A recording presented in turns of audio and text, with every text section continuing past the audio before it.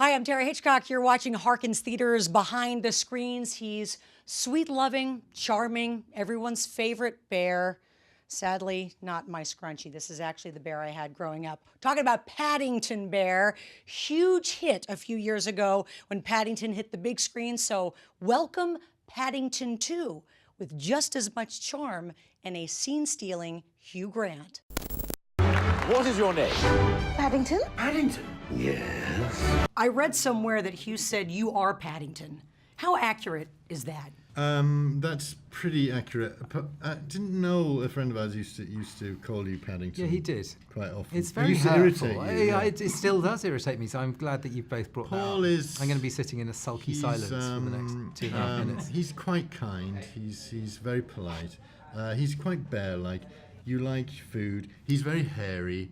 I mean, it boils down to being a bit overweight. Like, That's personality-wise, there's not nothing true. else. It's just, I mean, my body mass index begs to differ. I am tickled the deepest shade of shrimp to have been asked here tonight to open this wonderful old steam fair. Did you have to dig deep to find Phoenix? Or did it just come naturally? I know what you're saying. I pick up your little sneer. It is true that in this film I play a narcissistic, washed-up monster of vanity and ego, and that it was not difficult to find that character.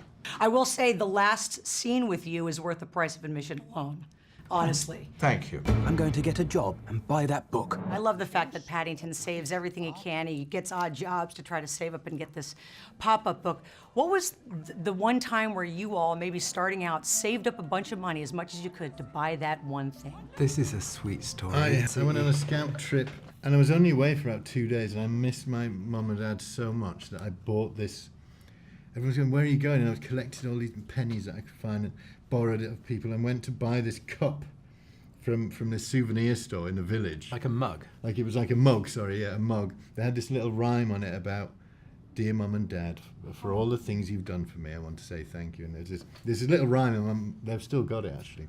And I told Paul this story, and I felt like such a sort of, I know, rolled it sounds around risky, laughing. But Paul And I've never let that's you really forget nice, it. That's a really What wonderful a loser.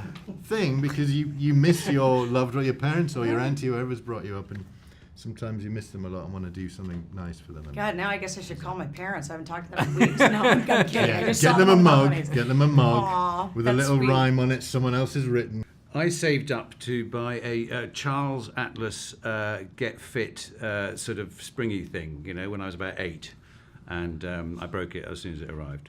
So it didn't work at all for No. you. Well, look at me. Yeah. How about you? I saved up for a thing called an Action Man, which is our version of the G.I. Joe, which my brother and I then tortured by burning him alive. And we end on that note. This is breaking and entering. We haven't broken anything.